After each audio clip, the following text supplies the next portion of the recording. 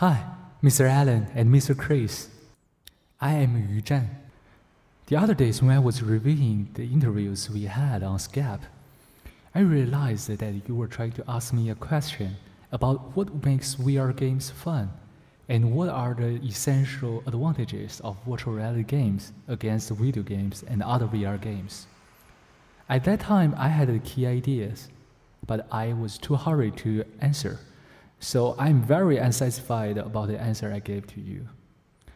I used the last few days to sum up my ideas and experiences into this presentation, and I wish that you will enjoy watching it.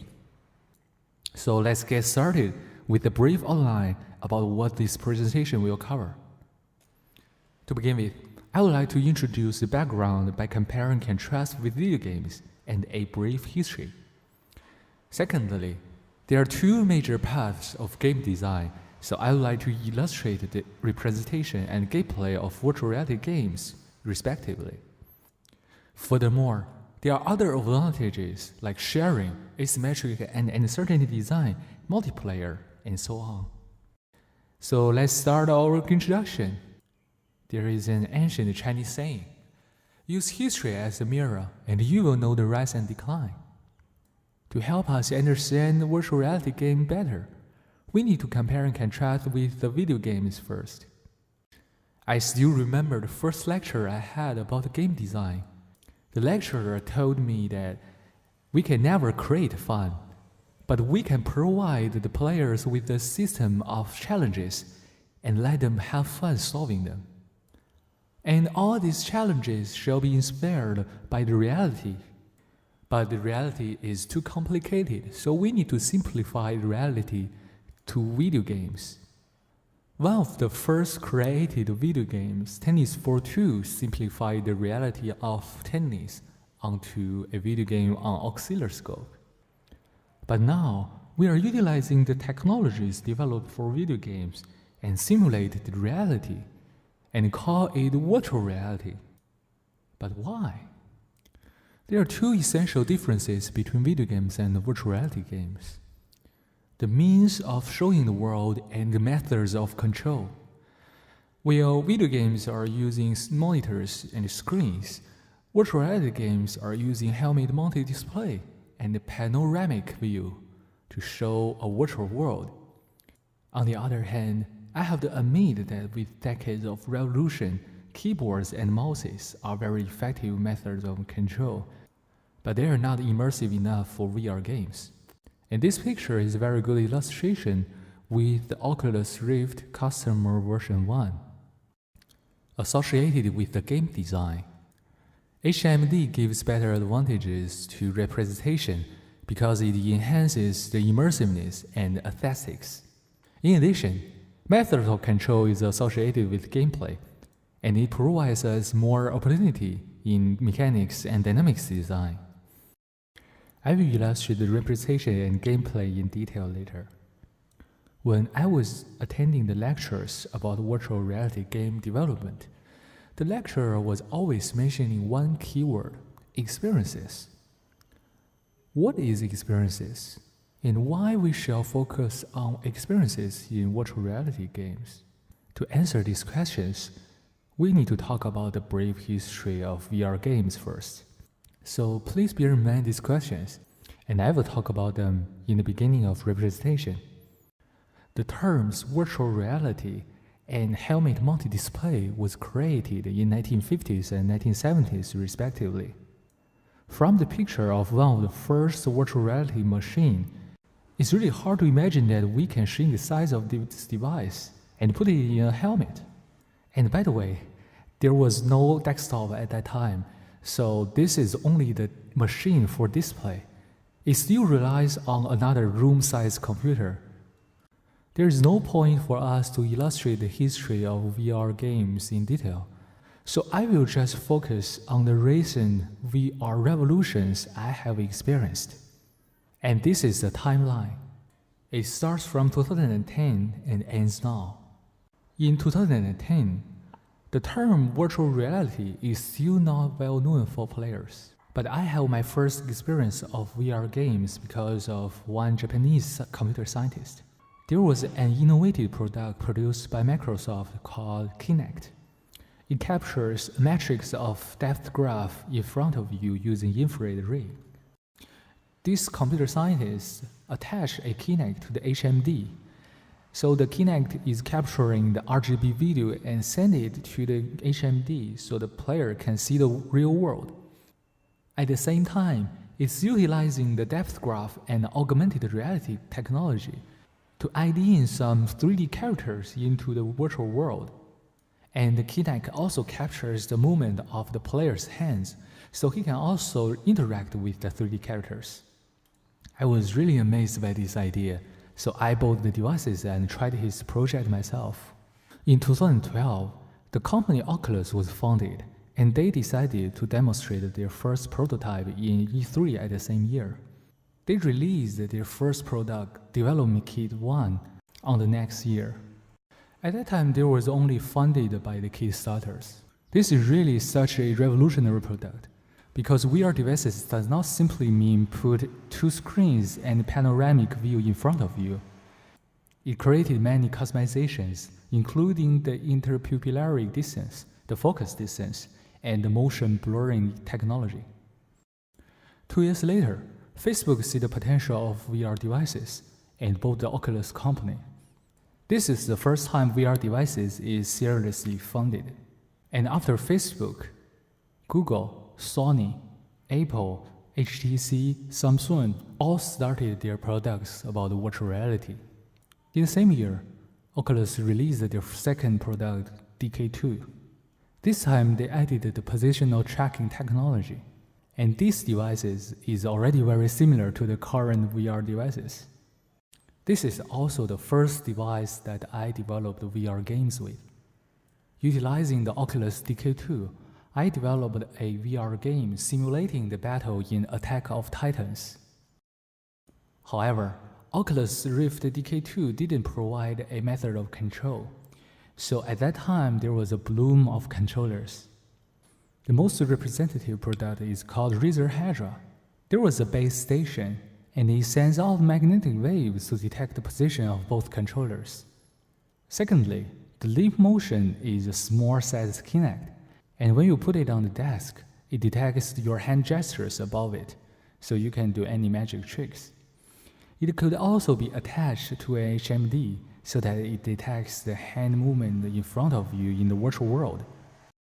Last but not least, Myo is a wristband, and it is attached to your upper arm, so it could measure the movement of your muscle and make a very good predict of your hand gestures as well. I tried and made prototypes with all these controllers, and finally decided to produce my game of Attack of Titans utilizing Razer Hydra. In 2015, another revolutionary product was released called HTC Vive.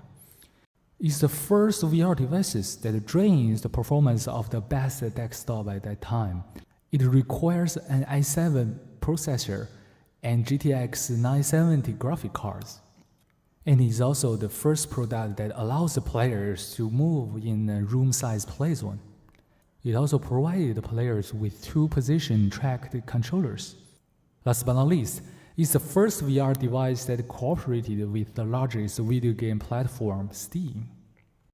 There was no vital revolutionary milestone since 2015, but we were working on some very attractive ideas, including the motion capture, the treadmill, Haptic Vest, and all-in-one devices.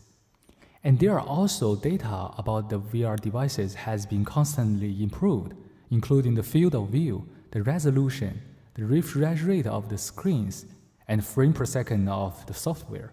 There are better tracking accuracy and less transmission delay. There are less weight of the device and larger room size for the players. Another significant improvement of VR devices is wireless. Both of the largest company, Oculus and HTC Vive, has their own strategy. The newest product of Oculus, called Oculus Go, was using the technology of all-in-one machine. It gets rid of the dependency of desktop, but it also has no access to the high performance anymore. On the other hand, the HTC Vive Pro was working with Intel and developed a technology called WeGig. It transmits data in 60 GHz, which is 10 to 20 times faster than the Bluetooth and Wi-Fi. As I mentioned, the Oculus Go performs like a smartphone, so HTC Vive Pro performed 30% better in terms of the resolution and refresh rate of the screens. Oculus Go provides the players with infinite play zone. However, it is losing the advantage of position tracking. At the same time, HTC Vive Pro allows the players to play in a 100 square meters play zone. This is the end of the introduction. Last time when I was talking with Mr. Chris, he mentioned that he believes that he had a lot of useless experiences, but I do not really agree. Although the experience could be too old to help you make decisions directly, this unique knowledge of the detailed history could enhance your insight and help you predict the game trend better. So I have been trying and studying for more than 100 VR games. This is just part of the most impressive ones, and I will mention some of them as instances in the following presentation. Representation is one of the major paths of game design. And let's start by explaining the term experiences. In my opinion, experiences is referring to a series of games that focus on representation. Most of them have rather simple or zero gameplay at all. There are two reasons for this. The first reason is because of the sense of immersiveness. The representation of VR game is much more attractive than video games. The first example is Racket Fury Table Tennis VR. It's one of the best sellers in Steam VR, and it have a very good simulation about the sport table tennis. But it has some shortcomings. To begin with, it's not as healthy as playing table tennis in real world, because the weight of the headset and wires could exert certain pressure on your neck and lower back. In addition, you cannot talk and go to dinner together with your friend after the game. There is no doubt that it's not worthy to simulate an easy-to-obtain experience. But the table tennis VR have its own advantages. First of all, what if I have a friend thousands of miles away back in China and I want to play table tennis with him? Secondly, what's the chance that I can compete with the best table tennis players all over the world? Furthermore, it saves a lot of time and money to find a table tennis table in a crowded city. There are two kinds of experiences very popular in VR games. The first kind of experiences exist in real world, but they are really hard to obtain. For example, Fruit Ninja VR. You can call a series of friends throwing the fruits towards you and you cut them all using the katana, but it could be a waste and dangerous and exhausting. In Payday 2 VR, you act as the best robbers of the world.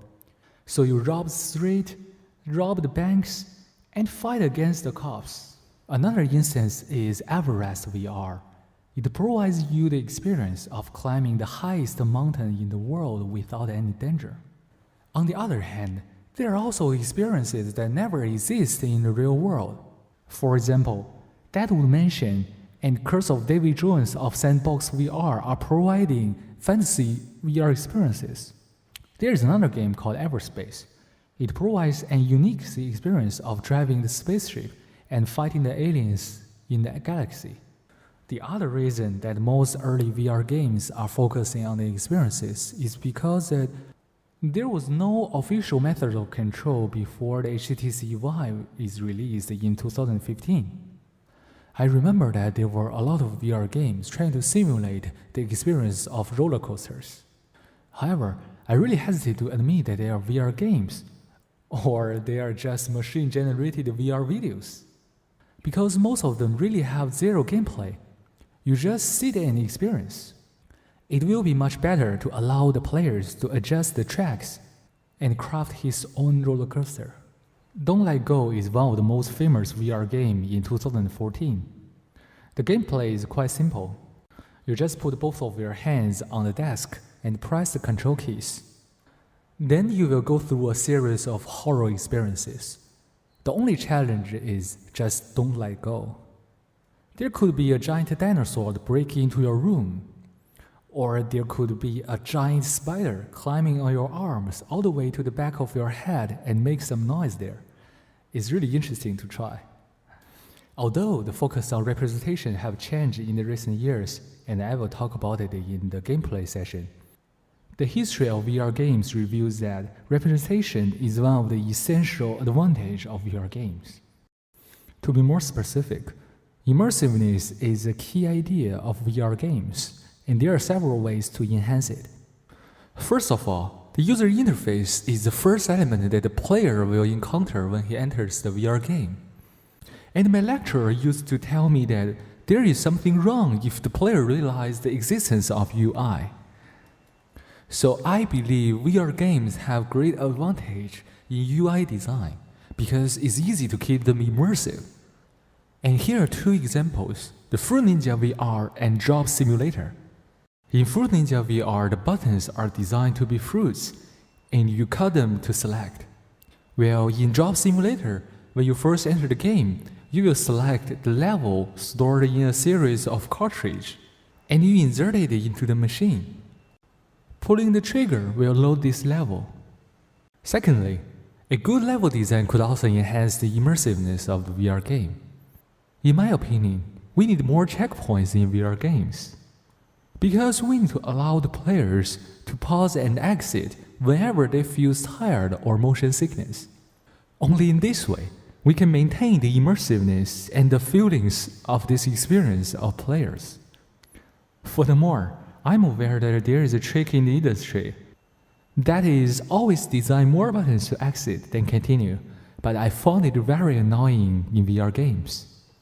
What's more, changing the environment or at least changing the time of the day can keep the freshness of the game.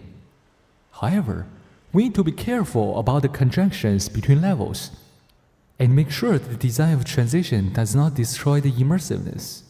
There is a little trick to enhance the immersiveness in VR games, and it is making good use of the horror elements and darkness, just similar to what the game Deadwood Mansion did.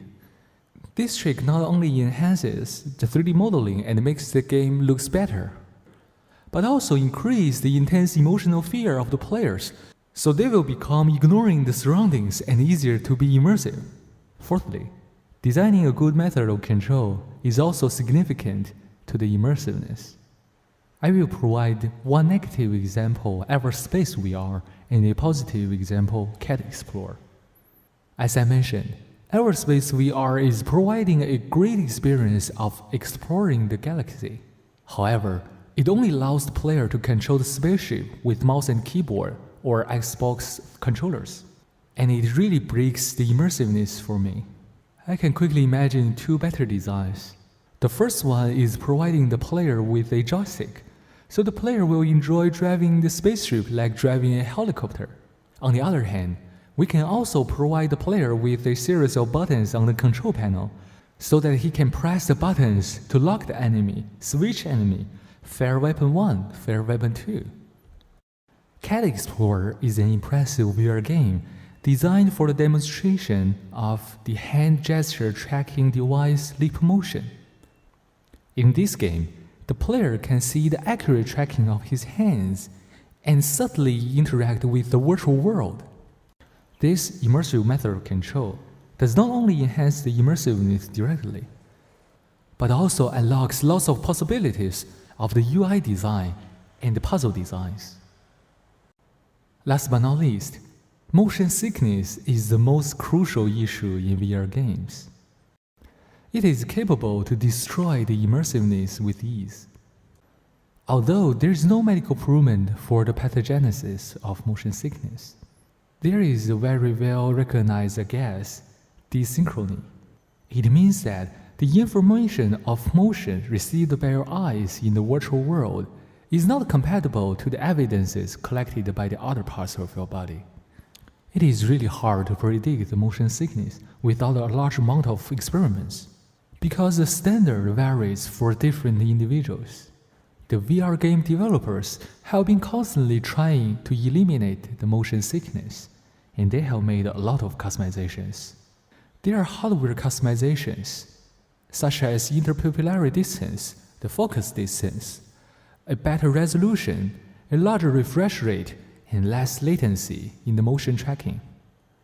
As I mentioned, most of these hardware customizations was innovated by the first product of Oculus, DK1, and they have been constantly improved. And there are also software customizations, including the VSync technology, which allows the graphic cards to coordinate the refresh rate with the screens in order to prevent the tearing of images in rapid motion. However, only VSync is not good enough for the customization in motion. There is another technology called motion blurring. This technology automatically blurs the screen while a rapid motion is going on. And this is much more compatible with the habit of humans' eyes and reduce the motion sickness. The third technology is called multi-resolution shading. This technology tracks the direction of the player's sight and only provides a high resolution in the place that the player is looking at.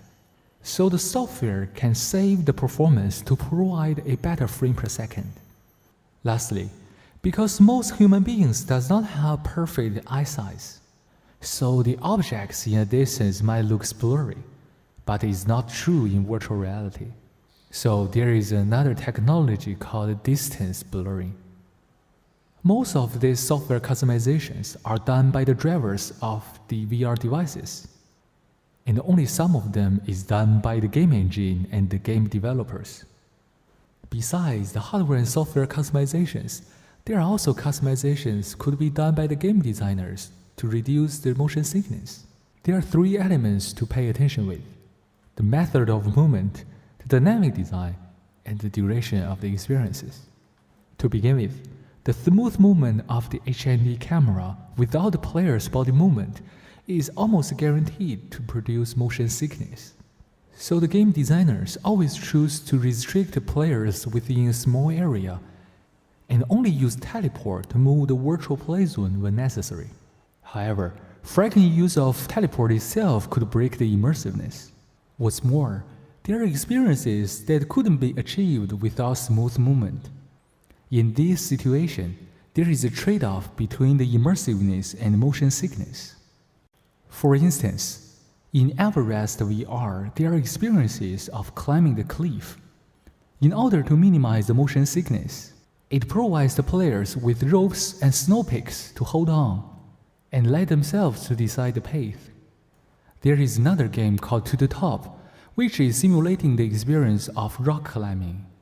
Both To the Top and my prototype about Attack on Titans are using the trick of dynamic design to reduce the sense of motion sickness.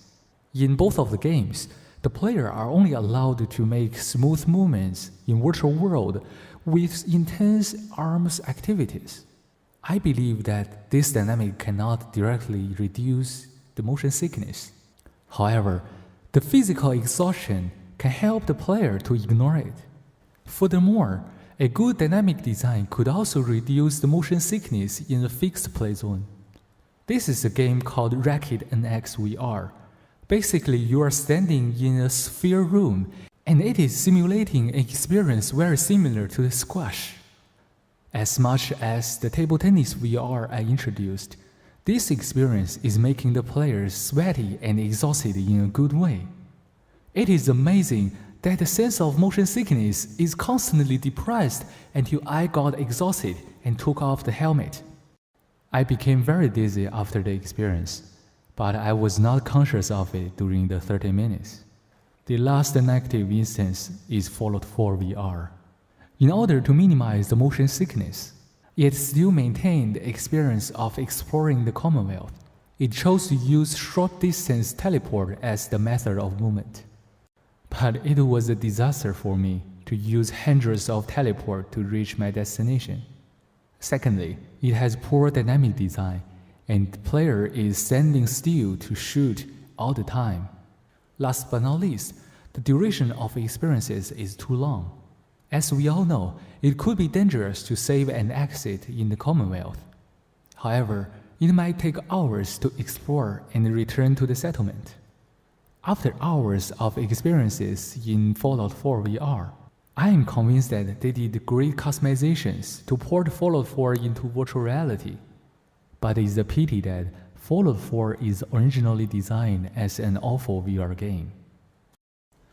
As I mentioned in the representation section, the favor of experiences has declined in the recent years. After the release of HTC Vive, the VR game developers are so excited about the new immersive controllers, and the proportion of the gameplay has increased. There are fewer and fewer games simulating the roller coasters, and the successful ones such as No Limit 2 provides the gameplay for adjusting the tracks. Another instance is No Man's Sky. Although it is a PC game, it has a VR version. When it was first released, it received a lot of negative reviews. Because the experience of exploring the infinite universe only seems to be attractive in the first 2 hours. However, in the last 2 years, the game developers continuously worked on the gameplay, and they received a success. I am convinced that another reason for the appreciation of gameplay is the shift of rivals. As a result of the slower increase of audience and a competitive platform, VR games competitor has shifted from video games to VR games themselves. Mr. Jack McCauley is one of the co-founders of Oculus, and he predicts that the revolution of VR devices will be as savory as what the PC has been through.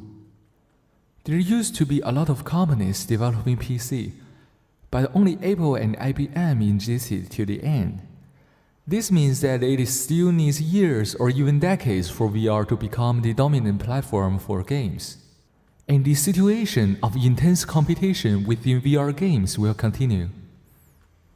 As I introduced in VR Revolutions, the immersive method of control have changed the VR game's demerit of gameplay into its merit. To begin with, although it is not feasible to walk in the virtual world like FPS games, the position tracking controllers grant players full control of the weapons and tools. Serious Sam VR perfectly fits this feature, which made it one of the top sellers in Steam VR. On the other hand, immersive controllers allow the players to interact with the environment subtly. For instance, in Keep Talking and Nobody Explodes, player sits in front of a desk with a time bomb. However, the manual to defuse it is in possession of his friend, so he has to describe the bomb to his friend so that the friend could instruct him to defuse it. It is an exciting experience to race against the time while being really careful to interact with the object. Combining the use of tools and the interaction with the environment, the great freedom of puzzle design in VR games has led us to the game I Expect You to Die. Furthermore, now we even have VR games focused on gameplay. Fruit Ninja VR, for instance, and another bestseller in Steam VR, Beat Saber.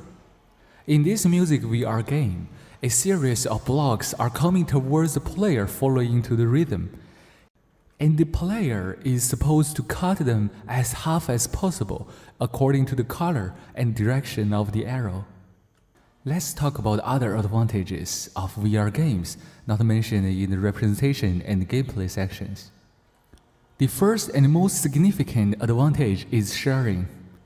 Mr. Zuckerberg once said in an interview, "We are going to move towards a world that eventually you can capture the whole experience you are in and be able to send it to someone." This idea reminds me of the virtual office of Bunzap. Because we are in 21st century now, it is much cheaper to transmit bits than atoms. Currently, there are many means of sharing utilizing VR. Firstly, iPhone VR cameras that directly captures the panoramic view is useful to share my travel with friends and parents. Besides, there are many commercial applications equipped with VR technologies. IKEA has published their VR and AR applications that allows the user to choose furniture at home. There are also applications that simulate the oil paint on your walls. And many museums all over the world are building their VR experiences. Moreover, VR is also excellent to share your record of games. Although we cannot play Dota 2 in VR for now, the VR version provides us with several different means to observe the matches. Last time when we were trying the Sandbox VR, the most significant character I noticed was Sharing. The green background technology combined with the featured video generator was impressive. But there are still so many improvements waiting to be accomplished. First of all, we can improve the video generator by collecting and analyzing the data during the game. For instance, the time of rapid firing speed, quick damage rate, and even most haptic VAS signals could suggest where the most intense battle was. Secondly, we can record the first-person view of the mighty boss, and it will be an excellent angle to capture the reactions of the players. Thirdly, most of the current social networks are providing methods to view panoramic view and videos with headphones. We can make good advantage of this feature and put some virtual VR cameras in the playzone. For instance, capturing the panoramic view of a player when he dies could powerfully show the intenseness on the battlefield. Lastly, as far as I'm aware, platformization is crucial in every company's revolution. So I would like to suggest Sandbox VR produce an application that helps the user to obtain their videos. The app is not only acting as VR video players, but also gives the user quick access to their experiences and make it easier for them to share with friends. With the app, we could also ask for permission of the GPS information, which allows us to push the advertisements of the nearest branch. There are two reasons that we need to pay attention to the uncertainty design in VR games. On the one hand, the short experiences for keeping immersiveness require more replayability. On the other hand, immersive methods of control give us more freedom in uncertainty design. A notable instance is the cat sorter. In this game, you will find yourself standing in place similar to a factory, and the belt in front of you is transporting cats to you. However, these cats are usually not correct, because the cat may have wings, or pig's tails, or dog's nose. It is your job to tear the wrong parts off and pick a correct one to put back. The belt of cats is already an uncertainty design.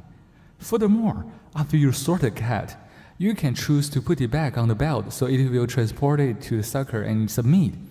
Besides, you could also shoot it to the basket in a long distance. High risk, high rewards. Last time, I discussed with Mr. Allen about the significance of replayability of Sandbox VR. We agreed that it could be a great economy to motivate the players to come again and put their friends together with him. So I suggested 5 paths of uncertainty design. Firstly, adjusting the navigation and spawn points of the enemies could make the experience unpredictable. Secondly, Easter eggs. We could afford medals to the players who accomplished the experience, and they could use it to unlock golden skins or upsize their magazines when they come again. Thirdly, it was unexpected that the captain in The Curse of Davy Jones was typically having more fun than the other team members. I am convinced that roleplay design can not only solve this issue, but also encourage the player to try the game again. Fourthly, I suggested that we can allow the players to choose the higher difficulty. They may lose the chance of challenging the final boss. This could also be a motivation for them to form a 6-people team. Lastly, similar to the game Keep Talking and Nobody Explodes I introduced, we can set a director role for solving the puzzles. If nobody tried this game before, the supervisor staff would do it.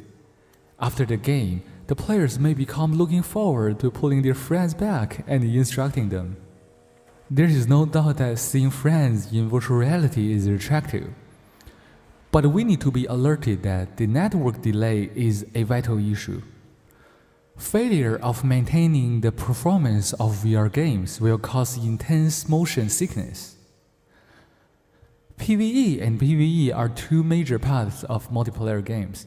I have already introduced my idea to both Mr. Allen and Mr. Chris. The first drawing is showing the concept of cooperation among squads all over the world. In the second picture, after splitting the play zone into two parts, players are fighting with ranged weapons and build their own covers. The last concept is forming a fencing court in virtual world and allow the players to have combats with various combinations of melee weapons, such as shield and spear, sword and flail, and so on. It is shown by the first project I experienced about VR. The HMD is originally comfortable to combine with AR technologies. HTC Vive Pro have added 3 cameras in front as toys for game developers to play with. And as shown in the game Cat Explorer, Leap Motion also have the feature of RGB video capturing. Nevertheless, I am convinced that all-in-one machines are the future of this advantage. GameTrend is one of the most potent sources that boosted the success of VR games. There is no doubt that the movie Ready Player One has pushed the VR games onto the top of the game trend of all games. And within the game trend of VR games, we have relative small size but more active and more affluent audiences. Last but not least, there are still so many opportunities in VR games. Most of these blanks are not considered as innovations in video games, but still waiting to be delivered to VR games by developers. Thank you very much for attending this presentation, and I really appreciate your feedback.